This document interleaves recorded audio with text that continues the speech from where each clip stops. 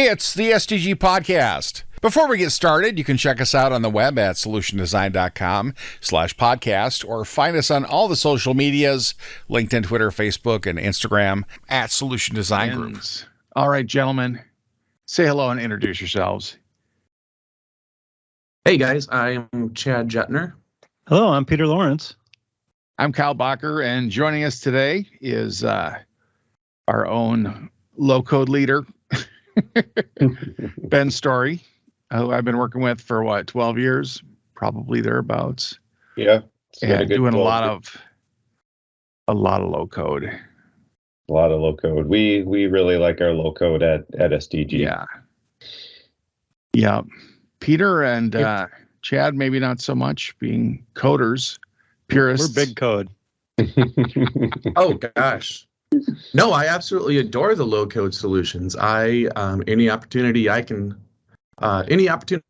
presents itself that will allow me to write less code, huge fan. Huge fan. That's true too. So Ben, why don't you start by telling us exactly what it is? What is it? Yeah. What is low code? LC. Yeah, well, the term low code, I mean, as with anything, can mean a lot to a lot of different people. When I think of low code, no code, I think of tools that allow me to drag and drop, whether it's text boxes or whether we're thinking about workflow, tools to put on a canvas, whether that's designing an application or maybe designing a form or anything like that. And then if I want to get into other extensions, I can then maybe add a little bit of code, like write my own extensions, my own APIs that then become drag and drop functionality tools within the toolbox for my low code tool. So it helps me develop faster and write less code, and opens the door up for a lot of other people to help and support things too. So when you say canvas, that's almost like paint, right? Or something like that in the old days where you drag a square or drag a triangle or something like that. Yeah. A lot of it's, in the low code world, you have your designer, and within that designer, you're building visual applications more on the front end than you are on the back end. So you're kind of getting the what you see, what you get right out of the box. So the application is going to kind of look and function the way you build it from a low code, no code tool set. Yeah, it's I was thinking about this a lot, because I've worked with SharePoint and Intex and Office 365 and InfoPath and all that kind of stuff for years.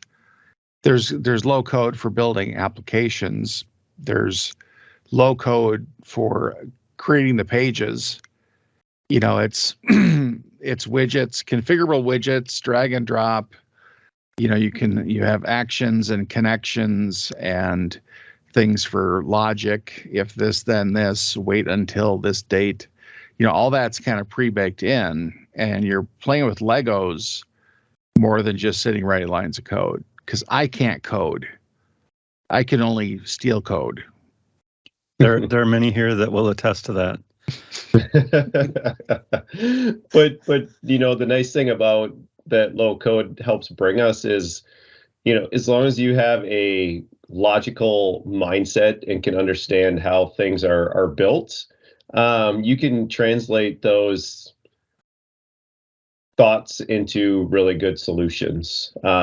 So people that, like myself, I got started writing C#, doing the really heavy coding on the back end, writing custom SharePoint web parts with C# and Visual Studio and all that kind of stuff. And then started getting into InfoPath and some other low code tool sets and SharePoint in particular, and just found that I can build things faster for my clients than always having to write code. And writing code was never my favorite part of my job to begin with. I just did it because that's just what you kind of did coming out with a computer science major, or like an MIS major too, or whatnot. So when I had the opportunity to kind of transition and take my development skills into a low code environment, and understanding of the business, it helped really drive some really fun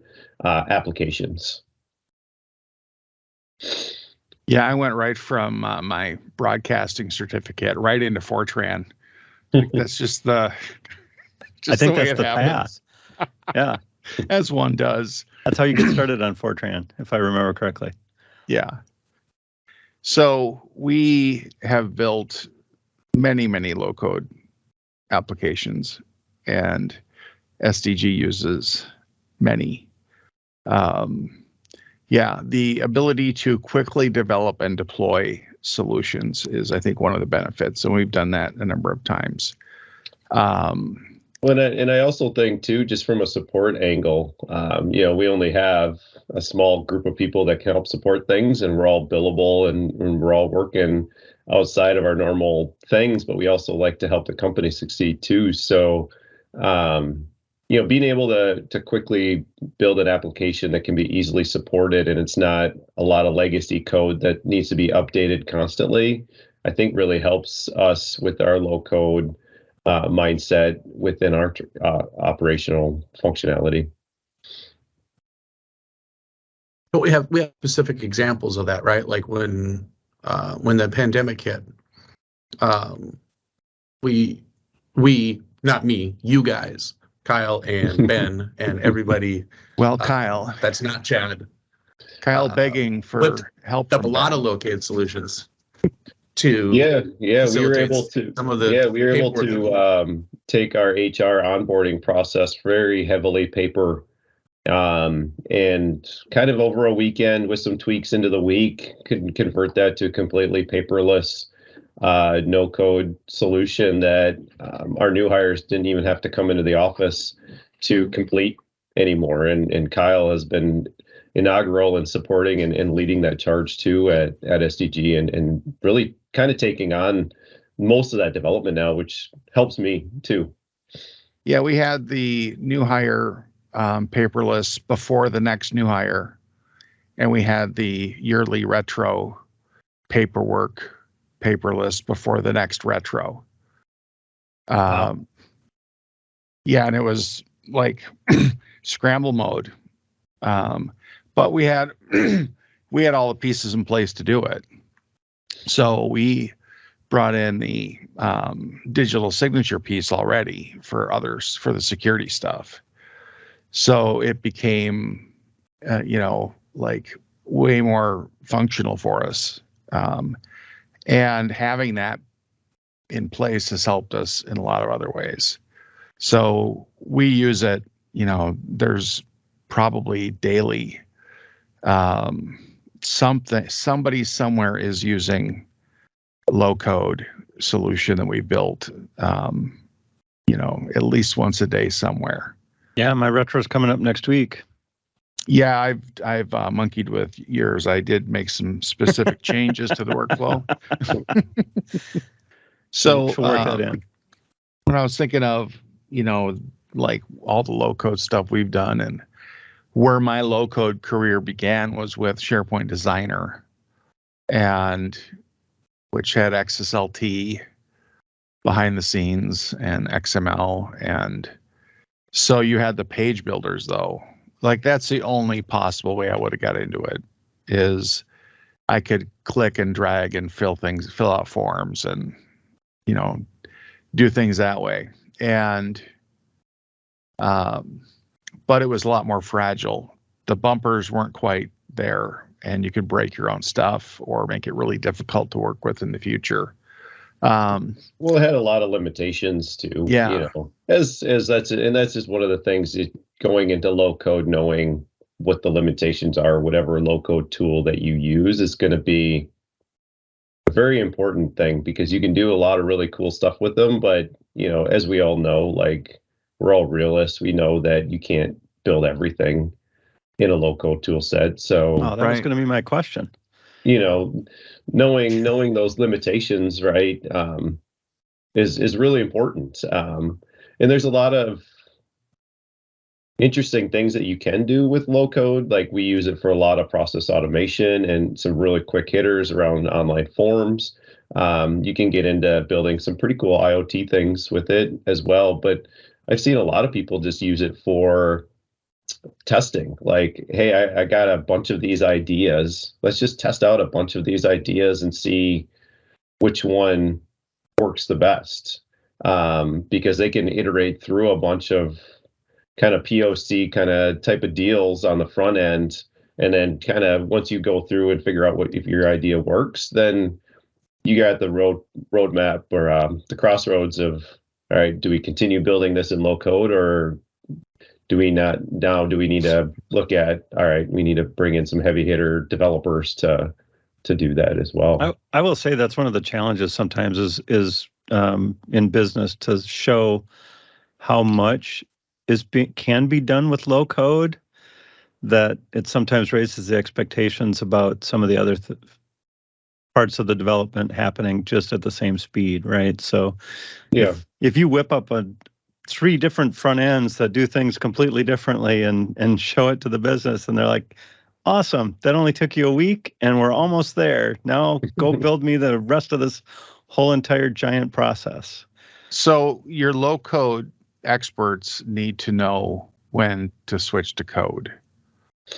Yeah. And your code experts need to know when to switch to low code. Do you see that happening? Sometimes I think there's, and I think it's kind of this new kind of buzzword that's going around is called the fusion development. And it's building out a development team that maybe is IT pros, or maybe some low code developers and some regular, coding, the developers who are really good at coding too. Because you have to be able to iterate fast, and you need to be able to call in for reinforcements and extend platforms at some point to make sure that your project drives to success. I mean, you can't, so you can't get started doing all low code and then hit a wall, right? I mean, you have to be ready for that wall. Yeah, because then you're spending twice as much, because then you got to rebuild it in a coded platform. So, knowing those limitations and having really good sessions on the front end around making sure your business requirements are pretty solid are important in those. And low code's come a long ways too. Like just thinking of where Microsoft is going, like they got Azure DevOps built into Power Platform now. You can build chatbots pretty easily. Some things that might be a little bit harder to build on the coding.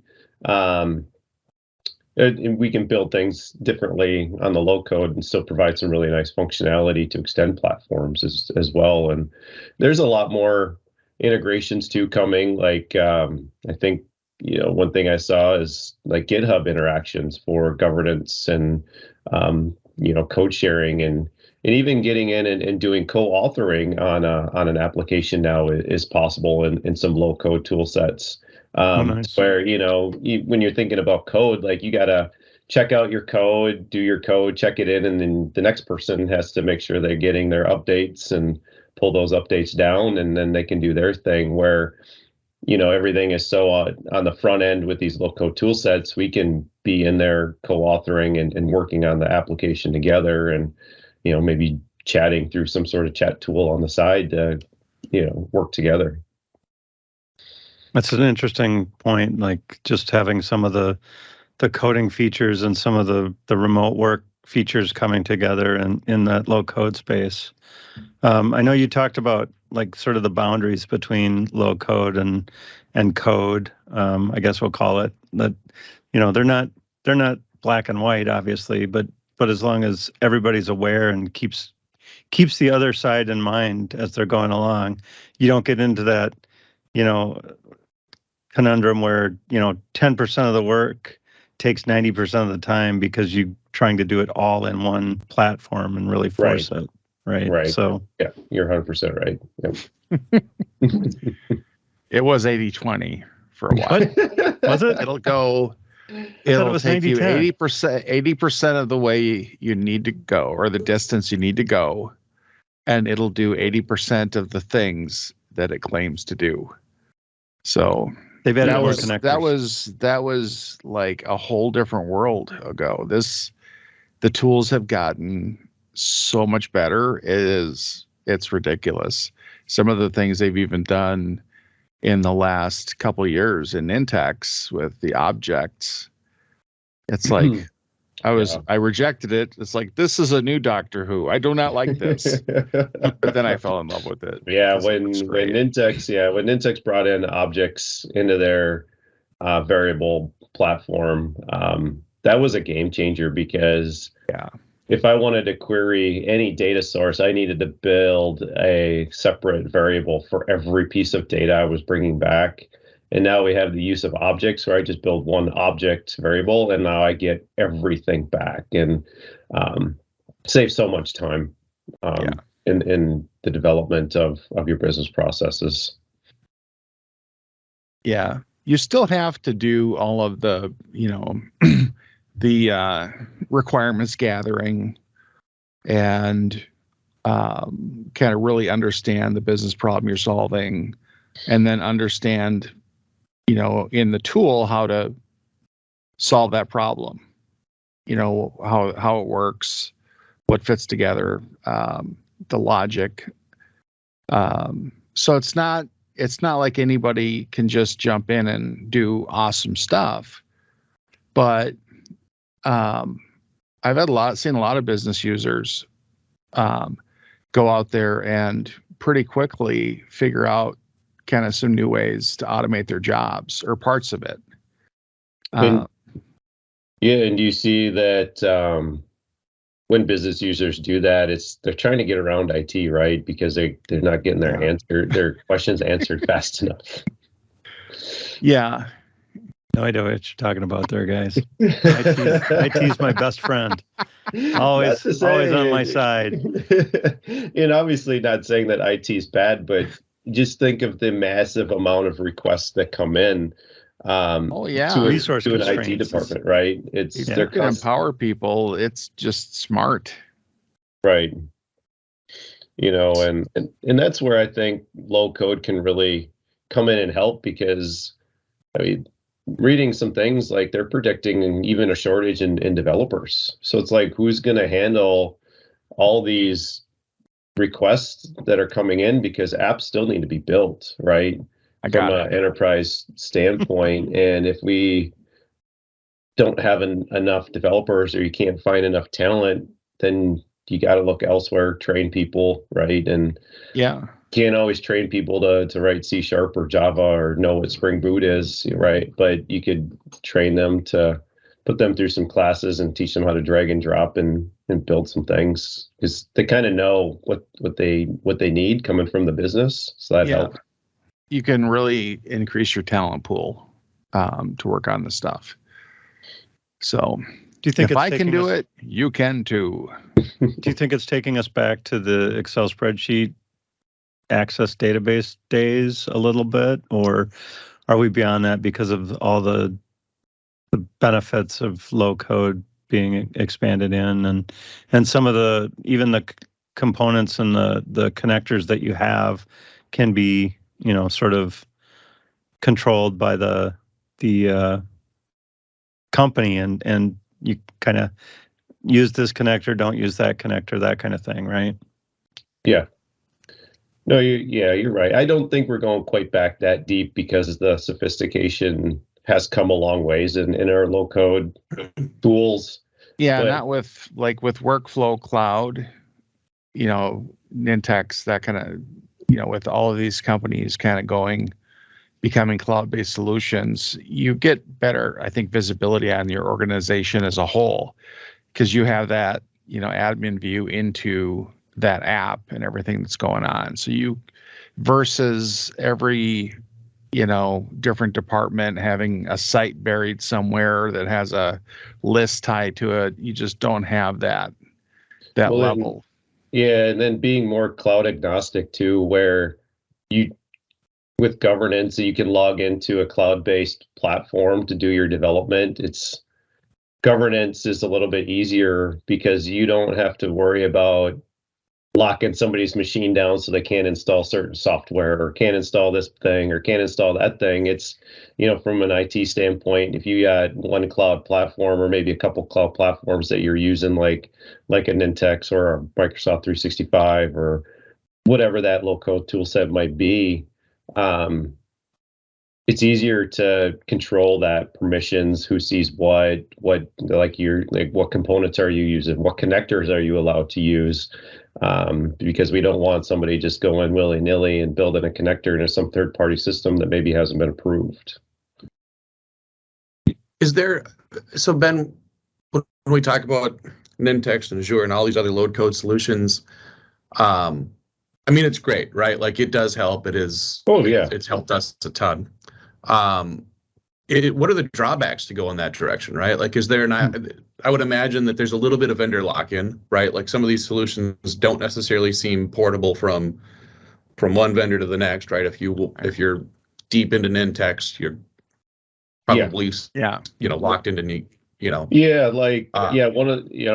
if you're kind of going in, you got to make sure you do your homework, because once you kind of get locked into that thing, if you wanted to move like your tools from like a Mendex to an Appian or something like that, like, you got to completely rebuild that application if you're trying to do any sort of migration. So, there's definitely that drawback is, company goes under or whatever, or lack of support comes through, what are you doing? Then, you got to spend a ton of money and rebuild something.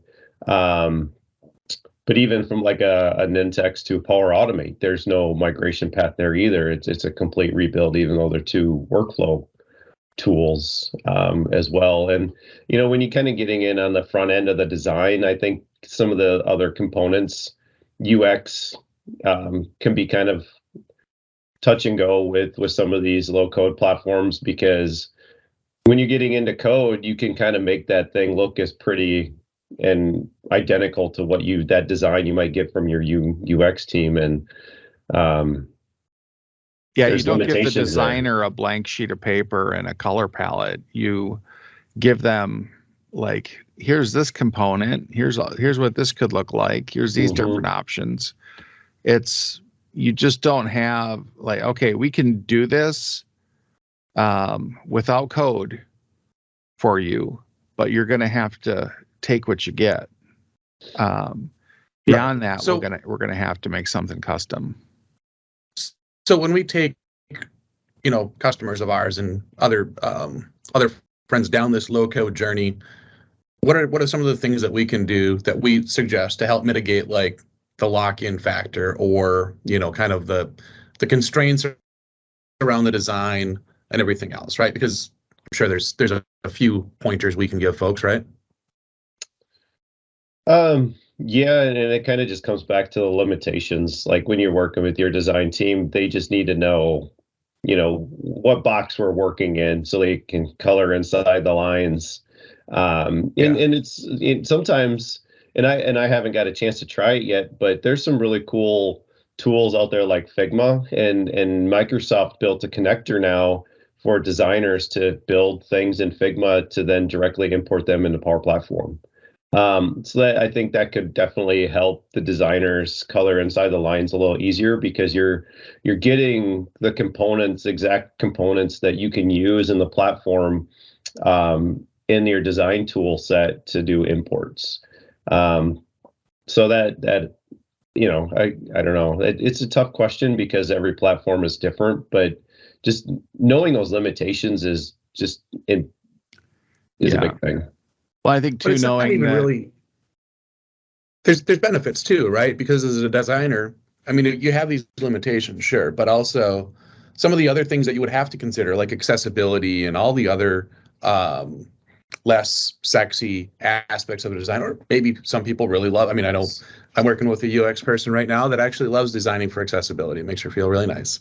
But like, you're kind of just more offloading work, that though. work onto the vendor for when you're doing low code stuff, right? So you're in a little box, but also, gosh, that box can be really nice, and it takes care of a lot of overhead that you would have to build into a custom built solution.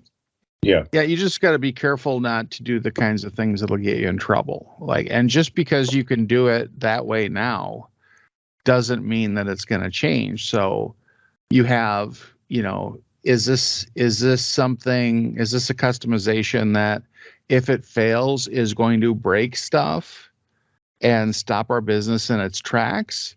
Or is this a customization that's going to like change the font to something that's really close to it?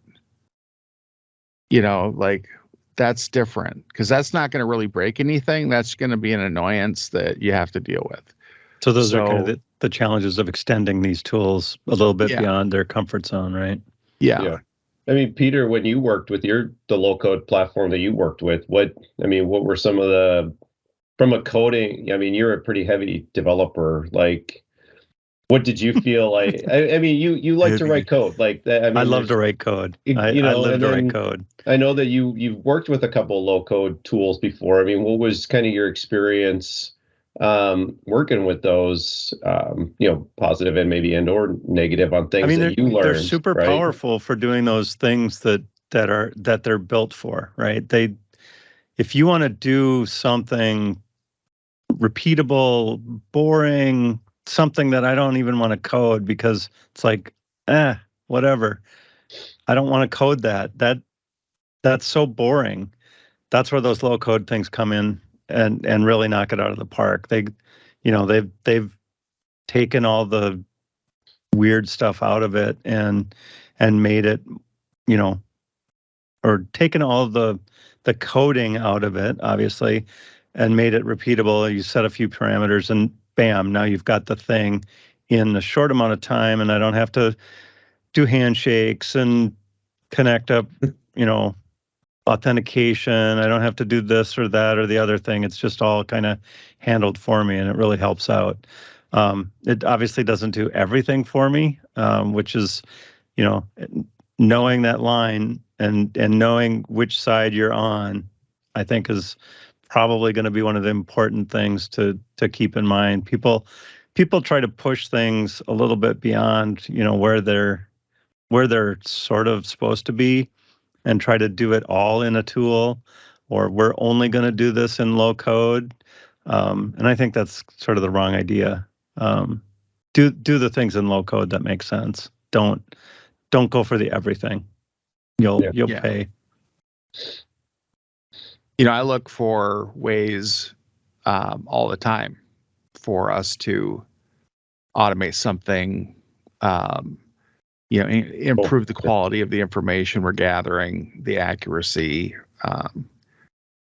Workflows is one where low code just, I think it was built to do workflows, right? Like it is a workflow animal. It tracks things, sends emails, gets approvals, all of those things that take a lot of code to do if you're doing it manually in like C# or Java, and dragging a few things onto a canvas to make this approval necessary.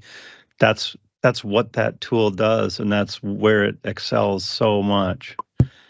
I mean, how do you feel about like because I feel like also low code can shine on the API side too, because a lot of these companies have connectors already pre-built, so you don't always have to be writing custom web services to do a lot of things, where you can just drag and drop some actions or some web service API calls on your canvas and connect up with maybe a service account or something to do some heavy lifting for you.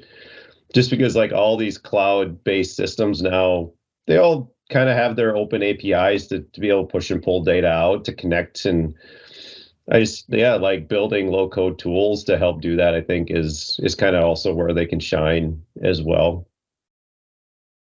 I've done some work with some of those, almost like they're low code, but it's kind of like glue, like Zapier, right? That was a cool one, right? Because that would allow you to do almost exactly what you're saying, Ben. Like, here's an API that I want to consume, all right? And I'm going to consume this, I'm going to pull an API, and then when this changes, I'm going to fire off an event over to whatever, right? And it hooks into, gosh, darn near everything. Super easy to consume a JSON contract, take action on it, and then spit it out.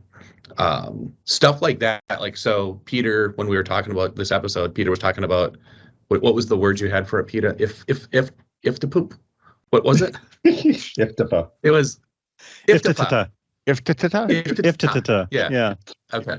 If this and that, right? Right. But yeah. But that's so if this and that, Zapier, like tools like that, previous engagements, I've gotten a lot of utility out of things like that to automate, just, not have to write a lot of Java code to automate just like an event-driven something, right? And it's almost like an evolution of old school middleware tools like Tibco, right? Like we used to write, Tibco was, you could almost consider that a shade of low code, right? Like there was, you had your bus and you had all the events that you could take action on, and it was, you'd still have to write some code around that, but you deploy that as a middleware solution, and all of a sudden, bam, you've got some exotic migrations fairly quickly, and it was really cool. And some of the web-based versions of these tools now are just as cool. So like Nintex is awesome. I love what we've done with that. I also love all of the other varieties of low-code glue services out there. And AWS has a handful of them now that they're developing and providing as a service too. So it's, the landscape is blowing up. What's cool about that is like to have a centralized low code automation solution or something like Nintex, but then there's going to be things that the cloud versions of the low code apps that are in Azure and AWS, there's going to be things that those solutions do better or tie into better. So, but you can actually like then just reach out to those to another little low code thing that reaches out to what you're trying to get to. So you can make these kind of modular solutions. We did that with integrating our new hire. Yeah, the application stuff we did. We had to use Logic Apps in Azure. So kind of chaining together low code solutions to build a different low code solution, right? Yeah. And the nice thing is all those are going to keep being updated, right? Those low code solutions get updated by their providers all the time. Yeah, and that's I think another big kind of component, or what I like about it is I don't have to keep track of legacy code all the time. The companies they're spending the millions of dollars on security to make sure their API calls are secure and everything else is secure within it. And they're getting and going through all the compliance checks to make sure it's all HIPAA and, all those different things that we have to take into consideration when we're building custom apps. They kind of just handle a lot of that for us. Because they want to make sure when data is going in and out of their system, it's encrypted and transit and rest and all that kind of stuff too. So it's important to them. But you do have to do some configuration and checking into like how to apply those tools that are available, because they're not all there right out of the box necessarily, like a lot of cloud solutions. Right. But no, having the staff that does that, like a floor full of people that do something versus your tech support jack of all trades that does everything adequately. You're Kyle, that is the IT department. Yes, I'm Kyle the Adequate. Yes, slightly above average. It's Kyle the Adequate. Here to fix your computer. But having all our kind of internal applications on one or two low code platforms definitely helps you from a support standpoint, because you don't need to learn a bunch of different things or know how to fix some lines of code. It's we need to re-authenticate here or re-authenticate there, and I need to add another email to somebody, so I'm going to just drag and drop this email action onto the workflow to make sure everybody gets their notifications right. So it's kind of nice. There's always little tweaks that happen and changes that need to be made. And my turnaround time on those is like 10 minutes. It's so easy for me to go in and make changes to stuff like that. Some things are more difficult, but than 10 minutes at work. But most of the time, it's just real simple. And now the other benefits. Oh, sorry. Go ahead, Kyle. Oh, and now everything's going to like the cloud version of the apps, which have way more functionality and tie way better into our other systems. So the future's bright for low code. I was going to say one of the other benefits to this stuff too is, when we develop software, right? When me and Peter are doing whatever we're calling the opposite of low code, code plus plus, high code, right? Like we'll develop, right? We'll develop, and it's if it takes us 4 hours to whip up a new API or to whatever, right? 4 hours, we commit it. It goes through our CI/CD pipeline. It goes then to QA. QA passes it. That goes to UAT. UAT passes it. Then we push it to stage. Then we push it to production. And that entire process could be, a week, right? From us committing the code to us being in production with a new API, with a fixed version of whatever, right? Right. If you double our productivity, if me and Peter are twice as productive, right? And instead of coding in 4 hours, it took us 2 hours. We still have that whole week, right? So doubling my productivity, it doesn't really do much. No. It doesn't have the effect that it really does. But with low code, that's not necessarily always the case, right? Because you are in kind of a constrained environment. You don't have to deal with. I'm sure you guys do QA in a form of UAT on a lot of what we do, but like we literally turned around our business in a weekend using low code, right? So all of the process and all of the formalities around software development, that whole paradigm is a little different when it comes to low code, right? Because you can just whip up a solution, test it out in stage almost immediately, and if it's properly UAT'd, properly QA'd, you can be in production a lot quicker than we can. Yeah. True or false? It's true. I think it's true, and a lot of these companies kind of give you built-in test environments, so you're not having to spin up a test environment, spin up a dev environment, make sure test, dev, production, they're all the same. Like they're all kind of there for us already built in. So it really helps speed up the development and kind of move those features or releases or whatever we're working on through the test and production launches and things like that too. Yeah. The key, like you're saying, is the QA afterwards. The importance of doing that same stuff you need to do, whether it's low code or high code, top code, ultimate code. Kyle can still type an email address wrong, right? You got to have people sure. beat it up. Find really detail-oriented people that bug you because they're so detail-oriented, and then find people that will use it completely wrong. And you'll have some good QA. Yeah, and it's important to still have your QA stories, right? Like you still gotta go through your QA checklists to make sure, hey, let's enter in some wrong data here or something and see what happens.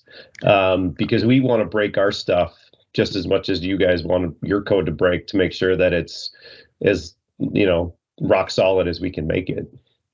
I don't want to fix it when it's an emergency. I want to fix it before it's an emergency. My process is pretty fast for building this stuff, and like the user testing can kind of be fixing as we go. Like they're looking at stuff and then I'm fixing it as we're That's talking a little different about too, it. yeah. And so that, but I think having that short time might kind of like give you some bad habits, like thinking that it shouldn't be another week. Well, it is, because you're going to kick the tires on this thing all week long with different people and make changes and get it ready for production. But because you can do it so fast on the front end, it's like, hey, let's do it. It's ready. It's still And humans. then, yeah. Right. And then your people QA it in production, which is much more annoying. Only when they find problems. It's when they don't find problems that works well, right? Oh, look, it worked perfectly this time. Yeah, for sure. So what are we talking about for tools? I know we've thrown about some names, some Nintex and some Zapier and things like that. Are there others, Ben, that you're working with or talking about or looking at? Right now for us, it's mostly Power Platform through Microsoft, and then Nintex, the Nintex cloud system that they have as well. And we're always kind of evaluating some things. We've looked at OutSystems, we looked at Appian, and some of the other big players as well.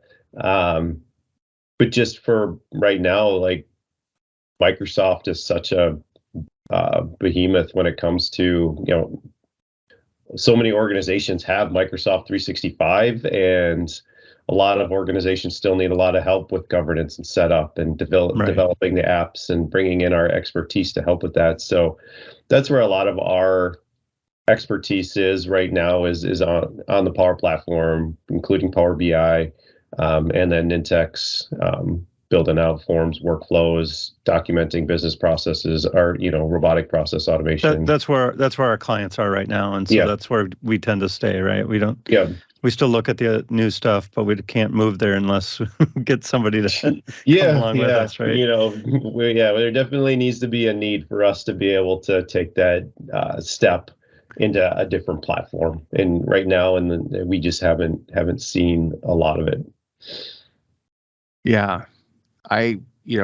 During platform selection for a customer, it's like, well, this is the right tool 6 months from now when they put this feature in. Like, okay, where are we going to be at that point? I added like 3 months to the deadline. I'm like, yeah. I said, if we get here and it's not ready, it'll look like this. It'll probably this is what we're risking. You could only do that with low code. Going back to, I guess, code versus low code, like where that marriage is. Do you have that on the brain when you're working on applications, Peter or Chad? I mean, I'm always looking for an easier way to do the things that I want to do, right? Sometimes I'm being guided by the client's choice of platform, things like that. But oftentimes it's like, well, tell us what the best way to do this is. And, if this is one of those cases where just like, we don't want to do that in code, because workflows is the perfect example. It really is. It was kind of where things started out and where they've really taken off. But doing workflows in code directly is not as easy as dragging some shapes onto a canvas and making some actions with those shapes. It's just not that easy. There's, every drag and drop is doing a lot of things behind the scenes to, even if they're using, Microsoft objects underneath, they're still doing it so much for you in the tool. It's why they exist, right? Some of them, it's like we have workflows and we are going to win the workflow wars. So, looking for those easier things, or those things that, like, well, I could write a chat bot piece, but why would I? Because it's just not that fun. It's like writing a whole app just to take one line of input and then take another line of input from another app and put them into a window. Yay. Not my favorite thing. How about you, Chad? For me, it's, if I want to integrate a low-code solution into a broader product offering that I'm building out for whoever, the first thing I look for is extensibility, right? Like, how hard is it going to be for me? Because I know I mean, 100% certainty that at some point you're going to hit whatever limit you have with the tool, and then what, right? Because then you might, oh, it's the one thing that's going to be out, like Kyle said, it's going to be a new feature in 3 months. Well, cool. I'll just tell my my customer that I'm going to hang out for 3 months and wait for that to happen, and see how that goes. So I'm always looking to see how extensible is it, how durable is it, feature release cadence, like what are they doing to improve on the tool? I think like Iftita was a great example of that. Like for a while, they were just throwing out new things, new integrations, everything. Yeah. That's I plug Zapier a lot too, because at the time I was using it, they were throwing out brand new integrations constantly, and they had an incredibly active community around it. That's what I do, and so I get nervous a little bit sometimes because of, we mentioned access a while ago, or things like that, right? Like I've dealt with a lot of situations where, oh yeah, this one small group is just built out their own access database. We got to figure out how to integrate with that. Right. And this is why, like, one of the things that we could recommend is just document the hell out of every low code solution. I mean, if you're going to be locked into a vendor, make sure you've got wonderful swim lanes, right? Like build out some gorgeous diagrams around whatever the solution is, so that you know, and guys like me and Peter know, hey, if we're gonna want to integrate with something, we've got to take into account, this one department that build out this one form over here that actually contains mission critical information, right? We got to know that it exists, and we got to know that it's something that we'll be able to integrate with. And if we can't, we got to know that the tool or the platform that thing exists on is extensible enough where we could write a plugin or an extension or whatever the heck that particular vendor calls customizations to their platform. That's what I look for. I do think it's great. I mean, I think that the whole concept is pretty slick. It takes a lot of the commodity coding away from Peter and I, we're happy to bill to do commodity code, but I think our customers would be happy if we didn't, and we had a package solution. Peter's going to unmute. We're willing to do commodity code. We're not happy to do commodity code. I'm happy. I mean, yeah. I mean, coding is coding, and it's fun. You're right. Well, and it is fun to see the big players like AWS, like they just released like 2 or 3 new low code like tools to help their developers. Like even thinking from like a serverless architecture standpoint, there's ways now on the AWS platform to build out serverless architectures faster, using some of these new tools that they're releasing. So, people are taking notice. I do think it's not going anywhere. I think low code's kind of here to stay, right? In some capacity. Well, it'll be fun to watch the future and see where development goes, because like obviously we don't know.